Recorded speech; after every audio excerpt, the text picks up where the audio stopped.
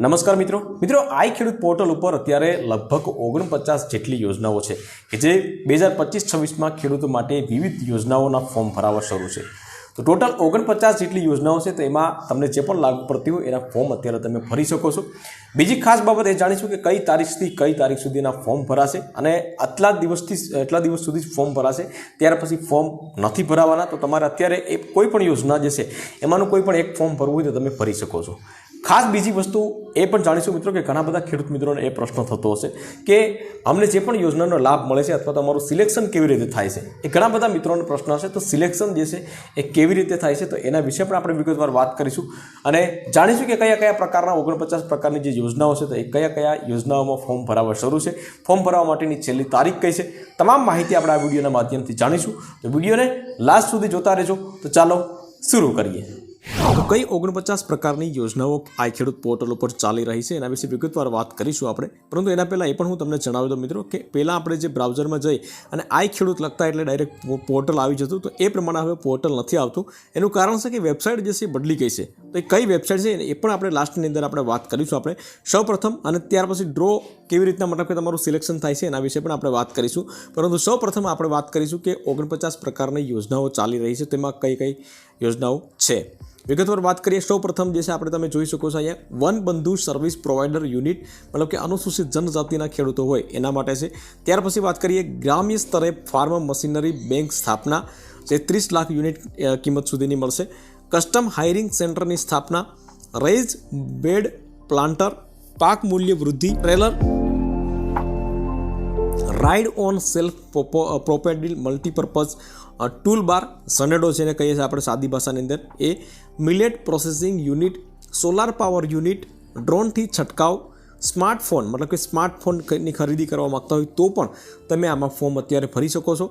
Agro service provider unit, water carrying pipeline, માલવાહક વાહન, પાક સંગ્રહ સ્ટ્રક્ચર, ગોડાઉનનું જે ઘણા બધા ખેડૂત મિત્રો કોમેન્ટ કરતા હોય છે મિત્રો કે ભાઈ ગોડાઉન જે છે એના ફોર્મ ભરાય છે કે નહીં, તો અત્યારે ગોડાઉન પણ અત્યારે ફોર્મ ભરાવા શરૂ છે।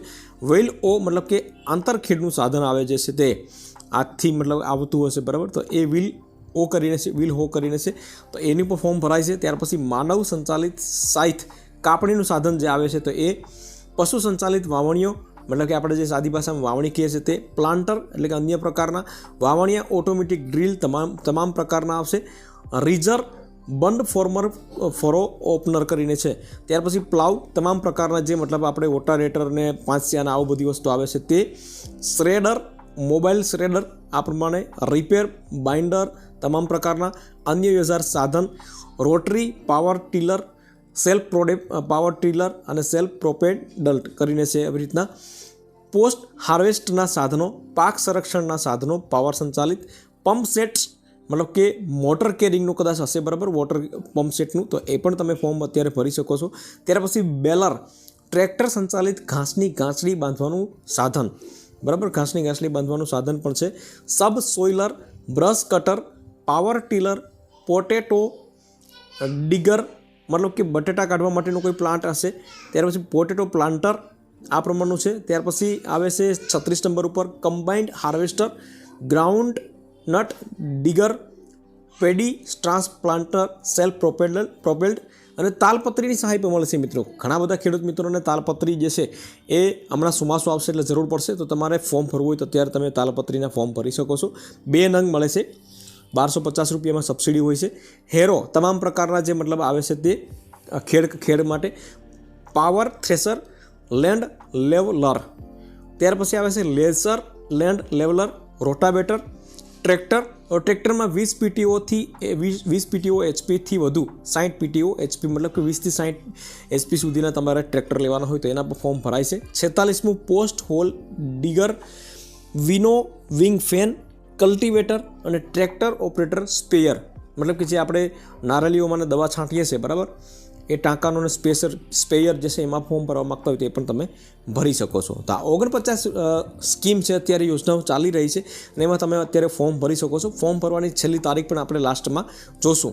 હવે જે તમામ પ્રકારના ઘટકોમાં અરજી કર્યા બાદ પૂર્વ મંજૂરી આપ્યા બાદ તમારે ખરીદી કરવાની રહેશે.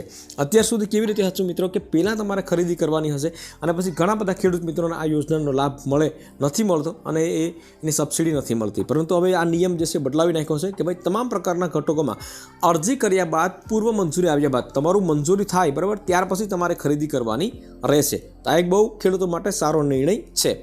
ત્યાર પછી વાત કરીએ વિવિધ સહાય યોજનાનો લાભ લેવા માટે આ ખેડૂત પોર્ટલ ઉપર 24/4/2025 થી 15/5/2025 સુધી તમારે આમાં ફોર્મ ભરવાના રહેશે. મતલબ કે લગભગ 22 દિવસ જેવો સમય થાય છે, તો ત્યાં સુધીમાં તમારે ફોર્મ ભરી દેવાના રહેશે. હવે વાત કરીએ કે ભાઈ સિલેક્શન કેવી રીતે થાય છે. ઘણા બધા ખેડૂત મિત્રોને એવો પ્રશ્ન હોય કે ભાઈ સિલેક્શન અમારું કેવી રીતે થાય છે. તો સિલેક્શન જે છે તો એ અરજી મેળવવાના સમય મર્યાદા પૂર્ણ થાય પછી, મતલબ કે બધા ફોર્મ ભરાઈ જાય ત્યાર પછી તમામ અરજીઓનો જિલ્લા તથા તાલુકા કક્ષાએ ડ્રો થતો હોય છે અને ડ્રોમાં અગ્રતા યાદી તૈયાર કરવામાં આવે છે, જે મુજબ લક્ષ્યાંકની મર્યાદા પૂર્વ મંજૂરી આપવામાં આવે છે. મતલબ કે તાલુકામાં અને જિલ્લામાં જેટલા પણ ફોર્મ ભરાણા હોય એનો કોમ્પ્યુટરાઇઝ ડ્રો થતો હોય છે અને એમાં જેટલા પણ નામો સિલેક્ટ થાય એ સિલેક્ટ કરી અને એક યાદી બનાવવામાં આવે છે અને જેટલો લક્ષ્યાંક હોય, દાખલા તરીકે 2000નો કે 5000નો લક્ષ્યાંક હોય, તેમાંથી 5000 ખેડૂતો જે છે એને અલગ કરી દેશે અને તે પછી તમને સિલેક્શન તમારું થાય છે. બરાબર, સિલેક્શન થયા પછી તમને સામેથી ફોન આવે છે અને ત્યાર પછી તમારે પ્રોસેસ કરવાની હોય છે.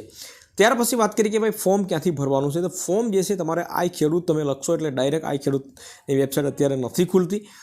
iKhedoot.gujarat.gov./ કરીને છે /site કૃષિ વિભાગ કરીને છે. તો આ પ્રમાણે તમારે લખવાનું રહેશે. બરાબર, આની કોપી કરીને આપણે એક વખત આપણે લાઈવ પણ કરી દઈએ. તો આ પ્રમાણે વેબસાઇટ અહીંયા કોપી કરીને પેસ્ટ કરી. બરાબર, તો કંઈક આ પ્રમાણે આવ્યું છે. અહીંયા તમારે સૌપ્રથમ નોંધણી રજિસ્ટ્રેશન કરાવવું ફરજિયાત છે.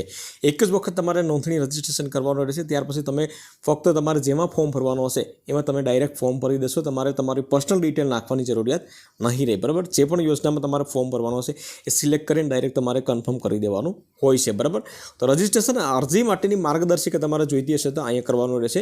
બરાબર, તો આ પ્રમાણે તમારે ફોર્મ ભરવાનું છે. 15 દિવસ તમને આપ્યા છે, જે તારીખ મેં તમને આપી કહી છે. બરાબર, તો એ તારીખ સુધીમાં તમારે ફોર્મ ભરી દેવાનું છે. તો આમાં તમને કોઈ ક્વેશ્ચન હોય તો પ્રશ્ન પૂછી શકો છો મિત્રો કોમેન્ટ દ્વારા. અને વિડીયો ગમ્યો હોય તો વિડીયોને એક લાઇક જરૂરથી કરી લેજો, શેર કરજો અને ચેનલ ઉપર નવા આવ્યા હોય તો ચેનલને સબસ્ક્રાઈબ જરૂરથી કરી લેજો.